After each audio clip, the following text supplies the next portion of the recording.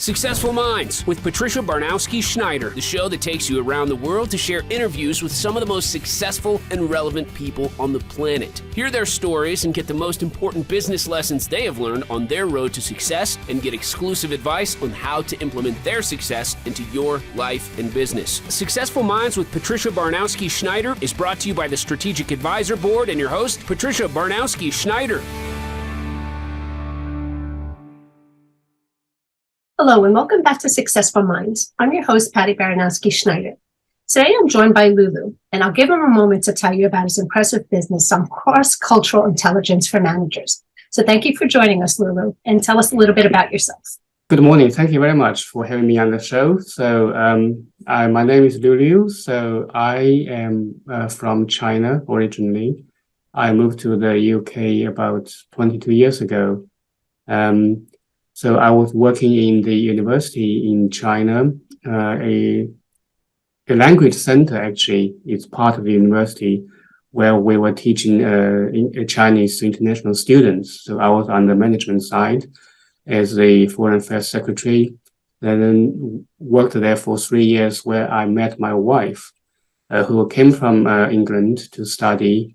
And then we got married. Cut a long story short, we moved to Thailand, lived in Thailand for a year, and then came over to England. And then I have been working in this international organization ever since. Nice. So very well-rounded, which is actually very impressive.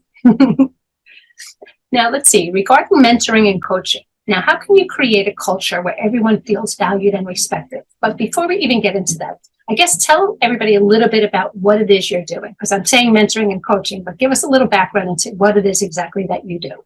Sure.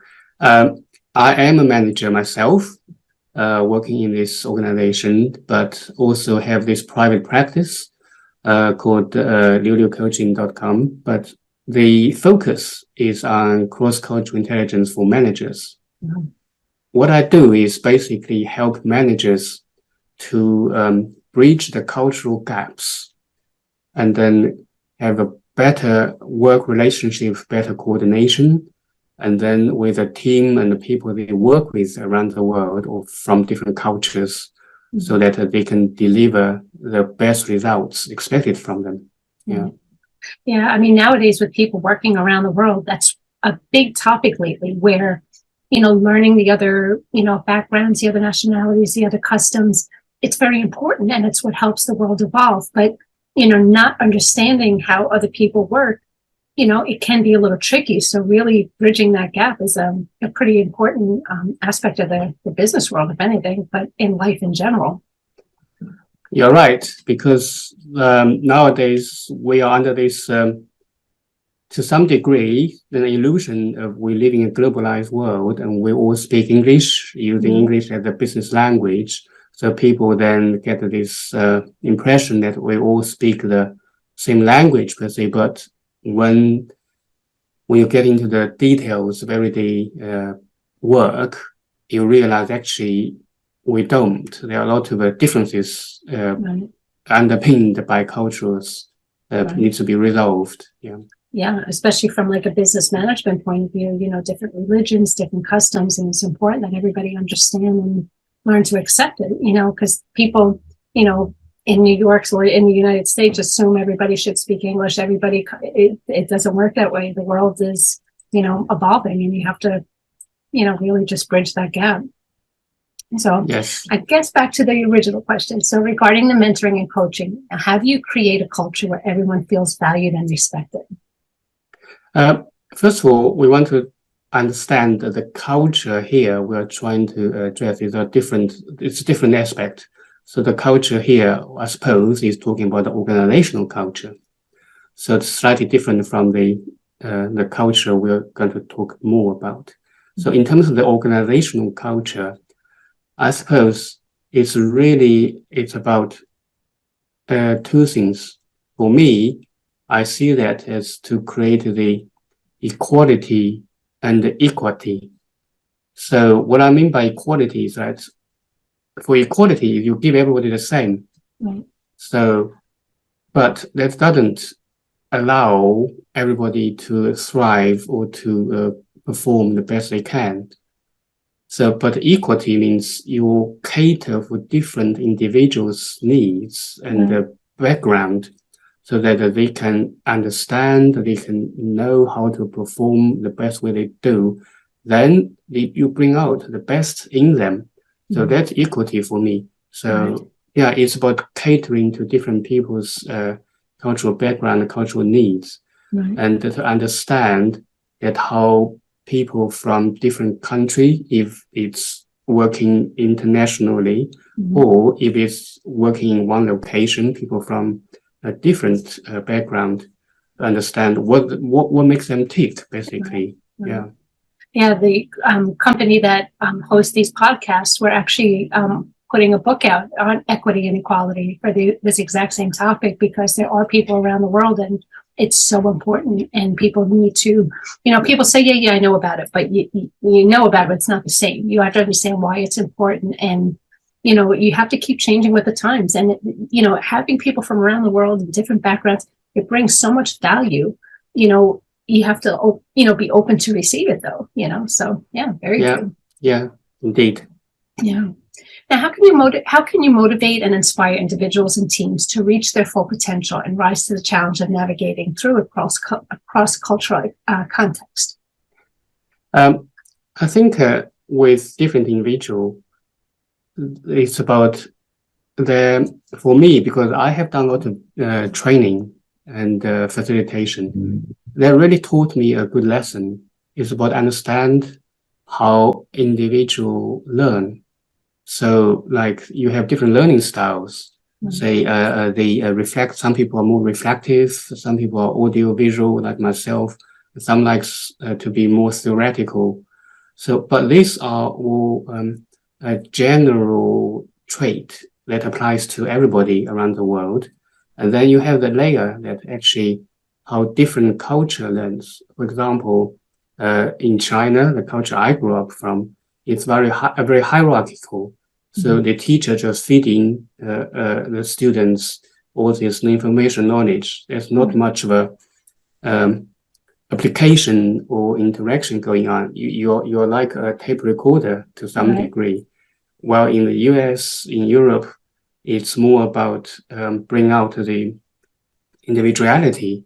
So how you teach students to apply practically.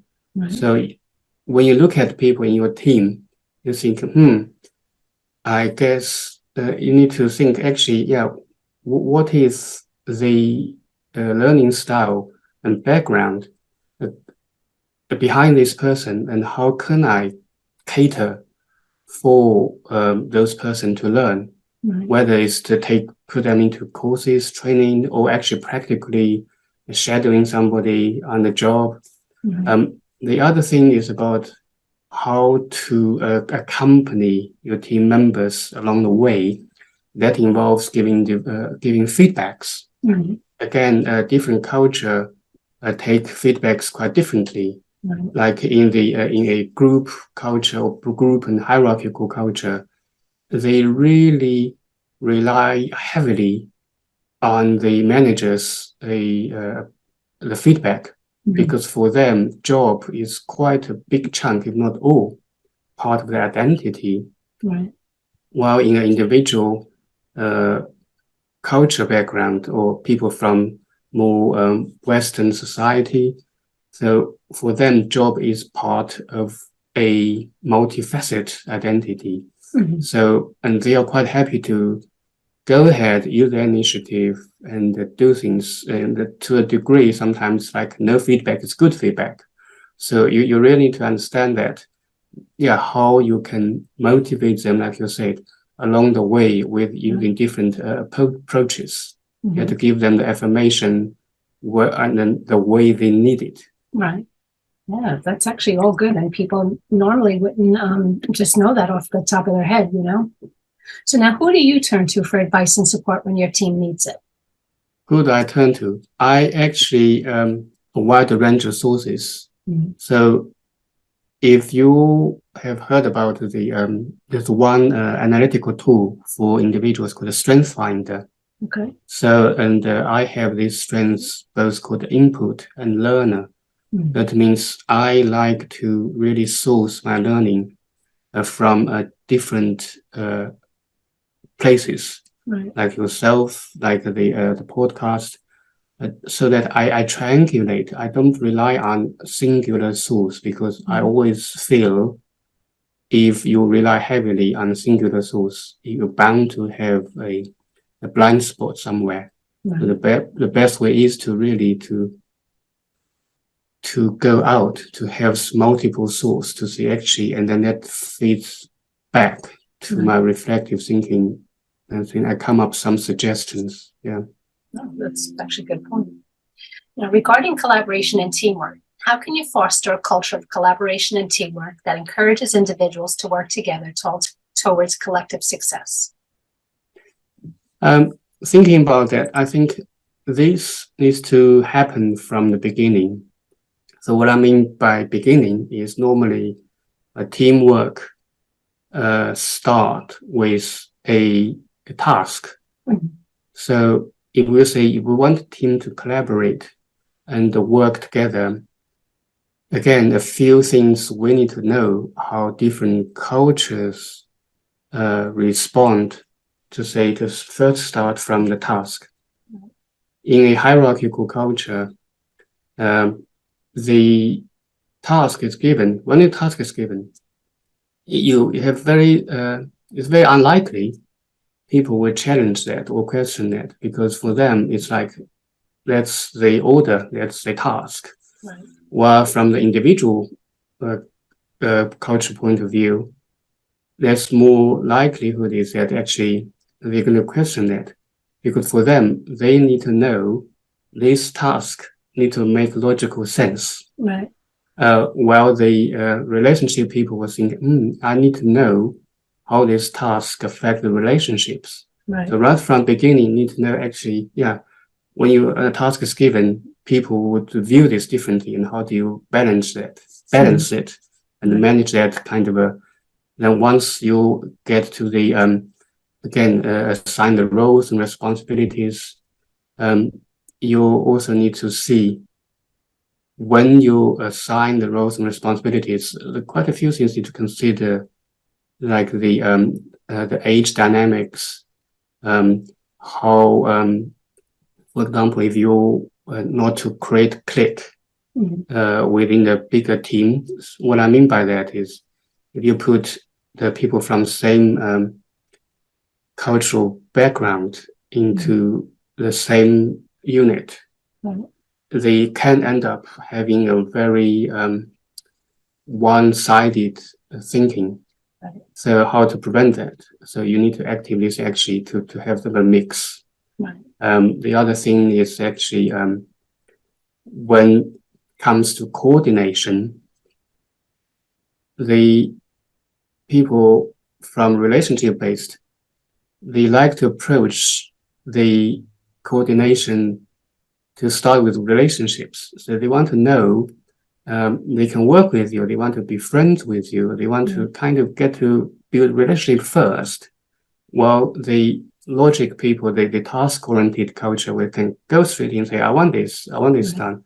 And everybody's okay. But then when these two different culture meet together, they bound to have clash. The relationship-based people, even the other day, we were talking about this at work. I said, I don't know you, and then you just drop me this email from code and asking for X, Y, and Z. I don't know who you are. And then, well, from the other side, they think this is required by the job. Right. Why do I have to do all this chit chat before I get to what I need? Right. So this is really important. And I mentioned about the age and the gender dynamic as well. So we had cases to say we had a team in one of the African countries.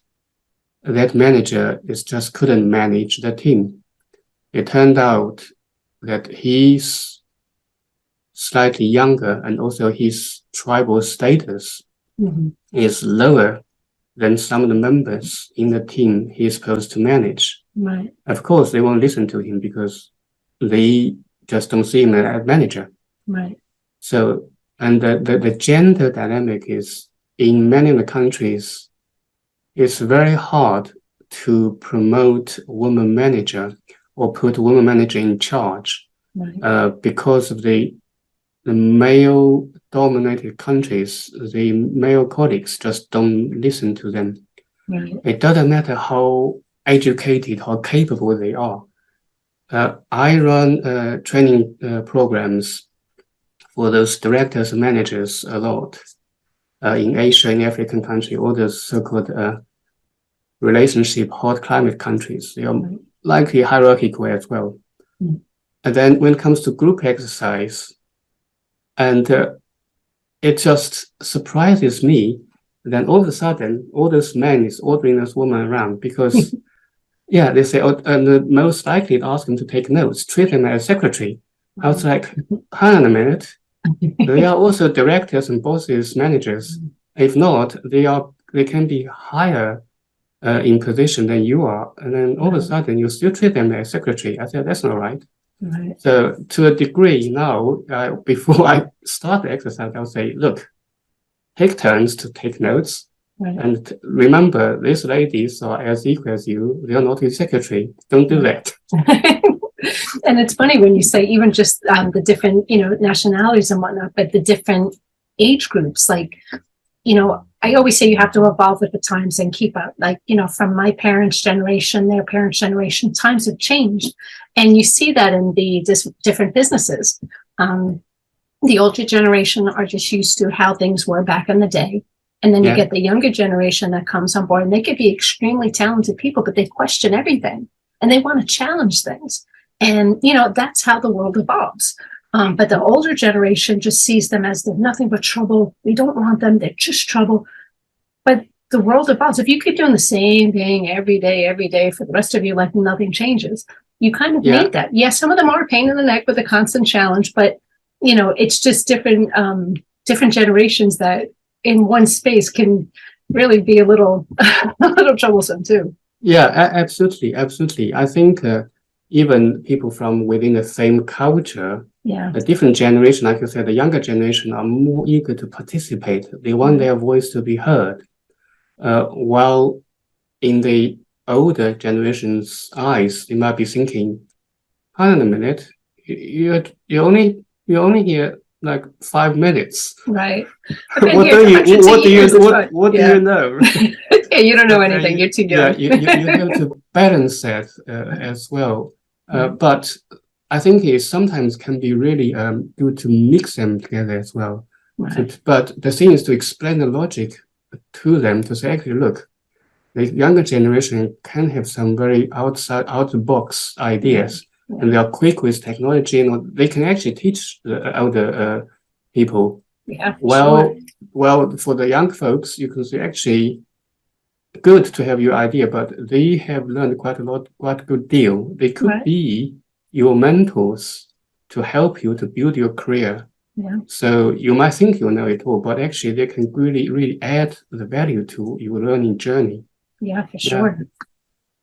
So I guess what processes and structures can be put in place to ensure that everyone's heard, respected, valued, and that their ideas are taken into consideration? I think that takes really active that needs to take proactive action. I need to model it myself.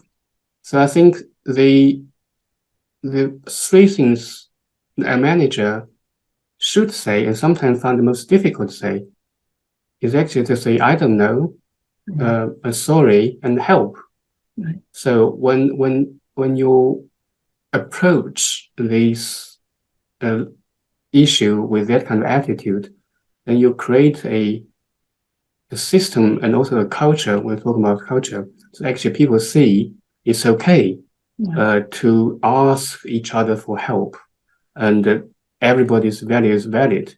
So I walk into a meeting, I don't have to say, just giving orders. I'm one of them. I can say, this is my suggestion, but sometimes it's tricky. Some people can play that game and say, this is my suggestion, and ask everybody to to give their suggestion at the end. Still, okay, I think still My mine ways, is good. Yeah.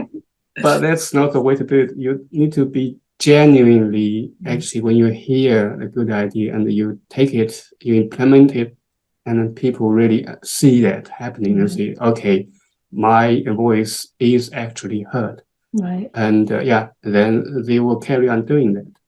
Yeah, I mean, it's important nowadays because everybody wants to be heard. They don't want to be dictated to. They don't want to be told. I mean, it's the old genre of, that's your job. You do as you're told. That's what you get paid. That's what you get paid for. But you want to feel value. You want to be part of a team. It's like you get told from your parents what to do. I don't want to go to my job and get told what to do. I want to be part of a team where we all have equal value. We all contribute equally. So Absolutely. getting people to understand that. Yeah. Now, I guess regarding leadership, what leadership skills are needed to bridge cultural gaps within the team and create a culture of inclusivity and acceptance? In terms of bridging the cultural gap, I think obviously I'm speaking from my point of view that it's the cross-cultural intelligence is needed. I recently wrote an article in the Brains magazine talking about the one missing management tool is the cross-cultural intelligence. If you think about our journey along the way of being a manager, you probably, myself definitely, been given a whole lot of training of different subjects, financial management, team management, risk management, you name it. But so far, I haven't actually heard about a cross-cultural intelligence training.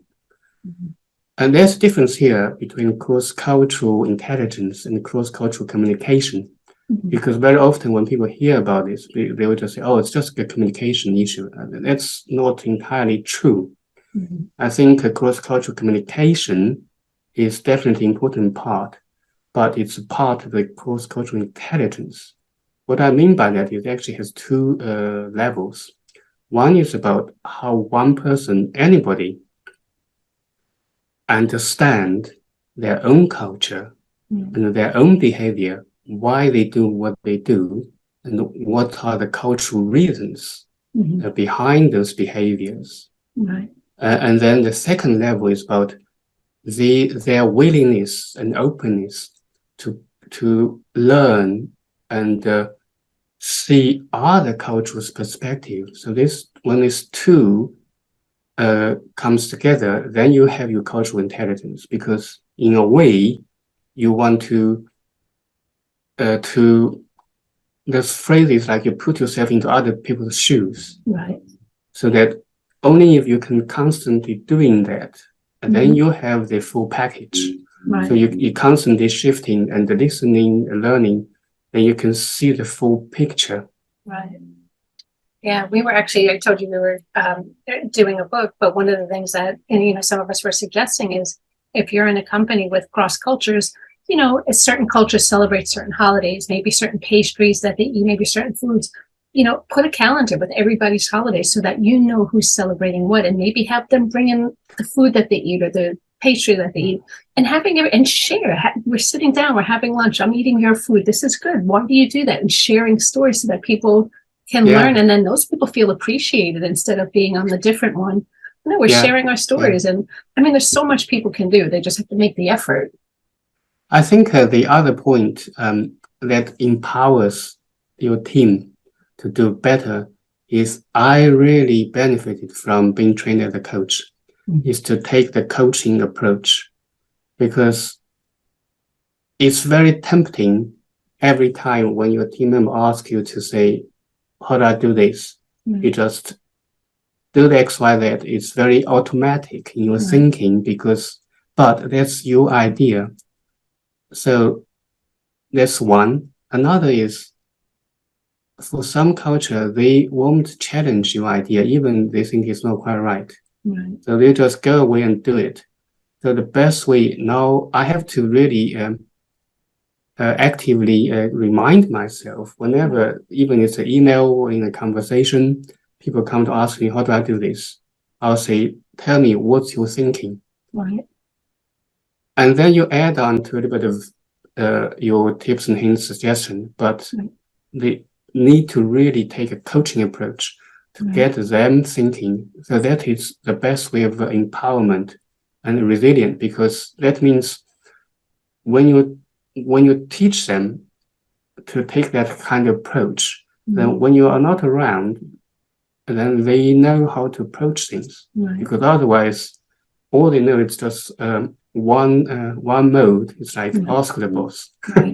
But see, that's what's good. That's what separates you, because I just feel like since COVID, it just seems everybody under the sun became some sort of actual coach. But none of them are actually certified. None of them are trained coaches. They just call themselves a coach. And I'd say a lot of them, they don't have the skills necessary to actually help you.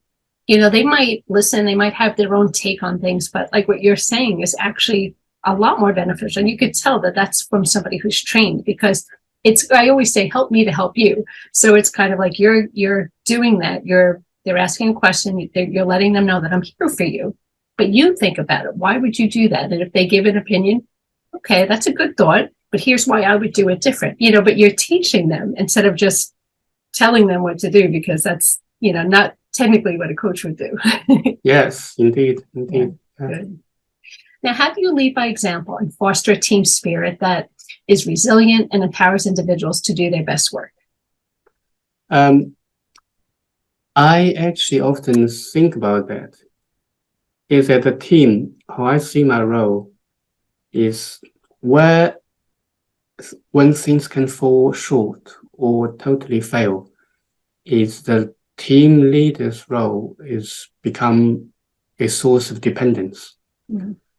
I think being a leader for me is I see myself as a conductor of orchestra. What it means is like all these individuals you are leading, they are all capable musicians. They all have their different skill sets. So even without a conductor or change a conductor, they can still perform. Or worst times worst, as an individual without conductor, they can play solo. So I think it's to really understand your role is conductor, but not somebody who actually have to know it all and do it all. Right. Because the many managers do this things like when they become manager, the higher they go, the busier they become, because it's like the tendency of do it all and have to answer everything. But if you take the role of a conductor and you delegate, you say, yeah, all I want to know is the whole thing is acting in harmony. But then they all play their parts. So that way, I don't do overtime. I don't do weekends. So yeah, but things just happen because and also there's another issue about how you recruit capable individuals. There might be a subject for another person, for another day. Sorry, subject for another day. Yeah. No, but I mean, it's all great points. Now, I guess resolving conflict. Now, how do you effectively resolve conflicts that arise due to cultural misunderstandings? First of all, I think needs to really have the discernment to understand is the conflict caused by cultural aspects or by other reasons, say personalities, differences. The other thing is to say actually, when there's a conflict, try to focus on the issue, but not the people. Because it's very tempting for both sides to really launch straight into this, or you did this, you did that. When we were trained at some point to say, you can express how you feel, but never to say, you did this, you did that, because that's very subjective. So you can let people know what you did made me feel like this, but it's not and also to have the idea how to understand when people are expressing they don't agree. There's a variety of ways people express it. Mhm. Like in Japan, the most extreme case is they will say we agree. So like in the German culture, they will tell you I don't agree. Right. And then in some Mediterranean countries like Italy, Spain, say, well, let's have a drink and talk about it tomorrow. Right. In England, I always love that phrase. English people would say, that sounds interesting. Right. So for people who are from the non-English culture, they think, oh, she is interested. But what they really mean is actually, this is total nonsense. Yeah. Yeah. So it's to really understand how people express the disagreement. Of course, then you have the very expressive people will just tell you very loudly. So, yeah. And when it comes to disagreement, you see, for people who grew up in a so-called low context culture, they are focused on facts and information Right. and logic. They see the disagreement or debate as a healthy way of getting the fact and matters clearer and better. Right. So it does, but not to a degree, the fact that relationships, they can have a good debate, Right. but then they can still be friends. But well, for the high context culture and relationships culture, any disagreement is bad disagreement. It's bad for relationship. Right. So they will try to, at their best, not to engage in any disagreement. So yeah, we just have to really navigate this. Right. Yeah. Yeah, because I mean, if you don't agree, that's all great, but you still have a situation that has to get worked on. And what happens is people just say, okay, I'm not going to say anything. It's almost like being in a relationship where someone doesn't want to, speak their opinion, and it just festers, and then all of a sudden it explodes. So Yeah. The other thing is actually it's about, we tend to have this mental picture that everything has to be resolved in one room openly. But actually, you can have, you can play the role of not a mediator, but you can have a private conversation and to understand a different person's perspective in private, because that way they might feel more comfortable to express it to you. And then you get a bit of a perspective and then play a bit go-between role to try to get each other's perspective across. Yeah, no, good points. Now, what strategies can be implemented to ensure that everyone feels safe and respected in the team? I think we touched quite a bit already. To feel safe and respected in the team is really about creating the overall team culture that you demonstrate from yourself. Say, particularly when you did something wrong. Right. So I say a lot of sorry to people. If I did it wrong, I'll say sorry. I will send email to say I got it wrong, and thank you for letting me know. So that way, people feel safe. Right. People say actually, they might not order you to say sorry, but at least they feel it's a safe environment. Yeah, you won't go to kind of go after them if they said something wrong or do this. And culturally, I think it's important to also create this space for people to understand. Not everybody will speak openly in a meeting because and then not everybody, that doesn't mean they agree with you. So it's to create that kind of space and the habit to say actually we all express our opinions differently, and then how we can really truly listen to each other. Right. Yeah, I think that takes a lot of one-to-one work, in my opinion, in my experience.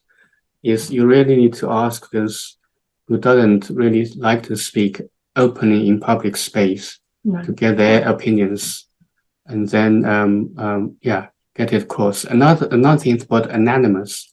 Yeah. You can get their opinions, but then you don't have to name it. Right. And then the opinion matters without a name, because otherwise they get nervous. Right.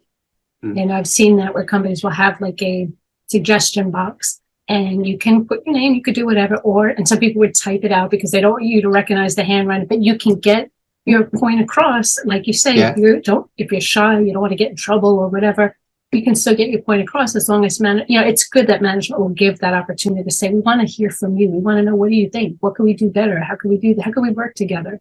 And that's important. I think particularly nowadays, when you have virtual meeting, there are a lot of tools you can do, like the sticky note board. When everybody start typing, you actually don't know who typed it. So that's a very effective way to get that kind of creative ideas across without people have to feel one way or another. Right.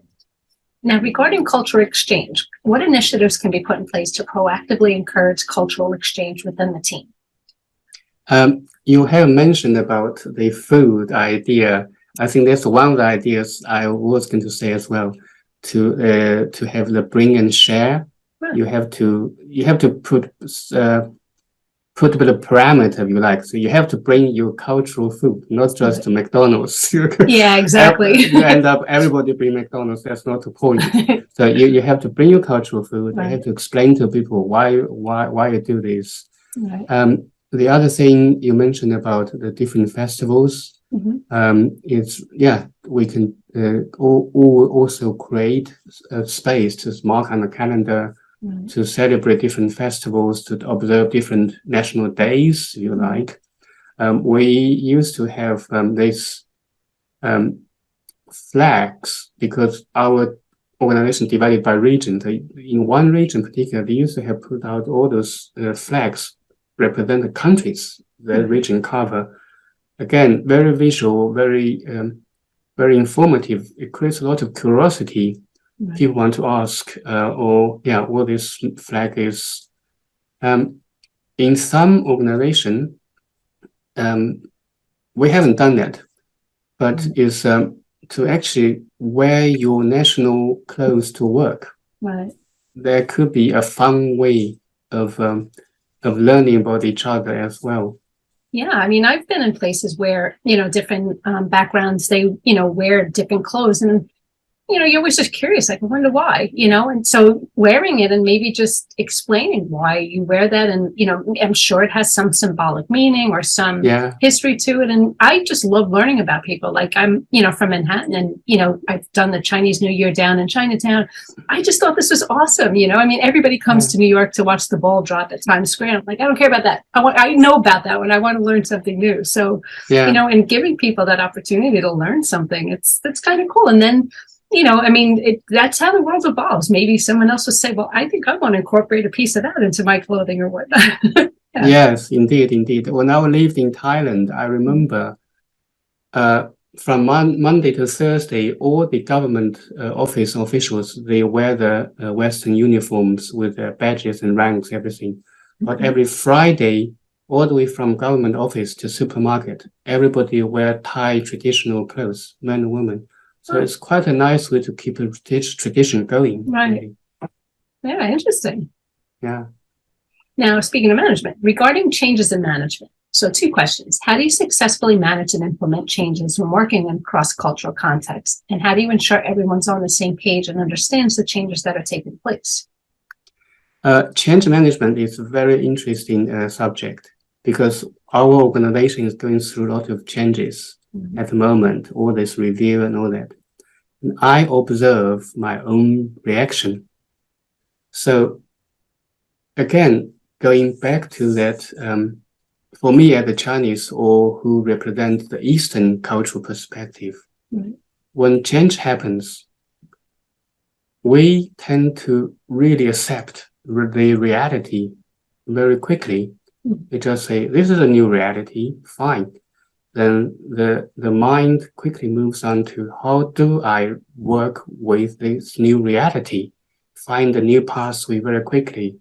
So my mind is just going. So when I read this change proposal, my immediate reaction is like, oh, okay, this is going to be change this way, that way, how I'm going to work out. But for a Western logical mind, the typical response, the first word is why. So this including my wife. Sometimes when we in our daily daily interaction, whatever I propose, her first question is why. So you see, when you understand these differences, then you need to know to allow the people to ask why, while to also allow those people to not asking why, because they have already moved on. Mhm. And then you don't have to think actually what's wrong with these people. Don't they have any questions? Because it's cultural perspective. The thing is about also bring balance. When you say how to ensure everybody on the same page, Right. is to bring the balance. Without asking any question is not too good either, because there might be fault in the proposal, in Right. any changes. And then you need to really say, actually, hang on a minute, don't move on too quickly. Have a look, see what you think. There might be something you see and other people don't see. Right. And for the people who like to ask why and question everything, anything, you can say, actually,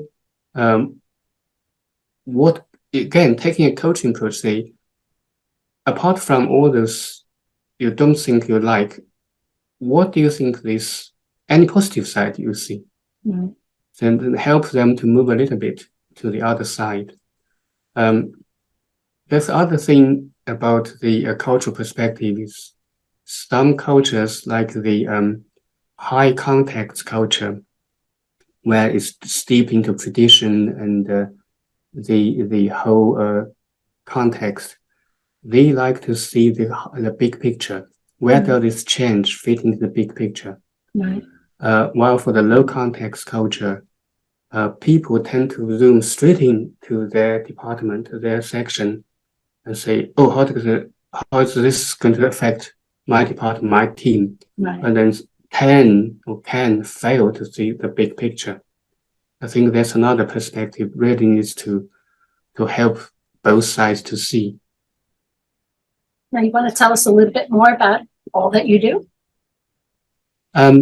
Well, at the moment, I'm really passionate about growing my coaching side of the work. It's because I can see that many people who are now working in this international global context and the global environment, they can really do. It's not about they need me. Right. I think it's about I can really help them to do better, Right. to perform better, because working in a different country or moving to different culture to work for assignment can be quite stressful. Right. So without being equipped, many people I know of actually end up getting hurt and coming back home and not able to deliver what they did. Right. That has really bad knock-on effect on their own self-worth and self-respect. They end up feeling, oh, I thought I'm a very capable manager. Right. What happened? And then that can really drag them down for quite a long time. Some people can never recover, but not knowing actually it's a different ball game if you're working a different culture or managing different a team with different people from the various countries. So I think I'm really passionate about really helping them to see, almost like to see in advance, to equip them in advance, so that they can walk in there, can do their best. Oh, very good.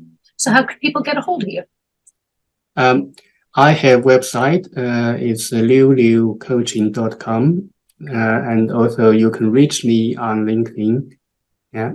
Yeah, I'm going to put your connection at the end just throw it out there. If there were any other ways or anything else that you wanted to add or any other ways people can reach you, but I'll post it on the end also.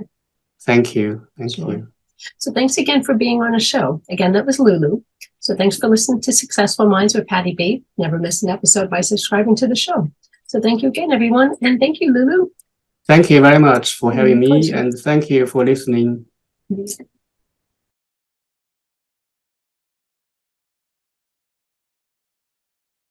Thank you for listening to Successful Minds with your host, Patricia Barnowski-Schneider. Please leave your feedback and visit strategicadvisorboard.com to get the latest and greatest business advisement on the planet. Follow us on social media for updates, and we'll see you on the next episode.